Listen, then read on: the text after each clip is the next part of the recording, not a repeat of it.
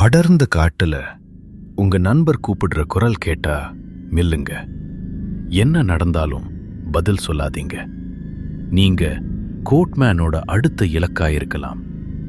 முதல்ல காடு அமைதியாகும், பூச்சி சத்தமெல்லாம் நிற்கும். அப்புறம் ஒரு விசித்திரமான இரும்பு வாசனை அடிக்கும்.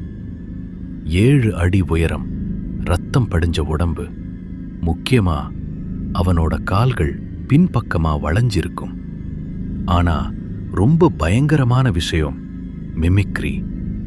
அவன் நம்ம குரலை காப்பி அடிப்பான், நம்ம கூடவே வந்து உட்காருவான். ஒரு பயங்கரமான உண்மை சம்பவம் இது. நண்பர்கள் எல்லாரும் நெருப்ப சுத்தி உட்கார்ந்து தலைகளை எண்ணி பார்த்தாங்க. 1 2 3 4. ஆனா ட்ரிப் போனது 3 பேர் தான். இருட்டுல இருந்து முறைக்கிற அந்த 4வது ஆள் உங்க நண்பன் இல்ல. ஓடிடுங்க. இதே மாதிரி இன்னும் பல அமானுஷ்ய கதைகளுக்கு மறக்காம நம்ம சேனல் சப்ஸ்கிரைப் பண்ணுங்க. இந்த வீடியோவுக்கு ஒரு லைக் போடுங்க.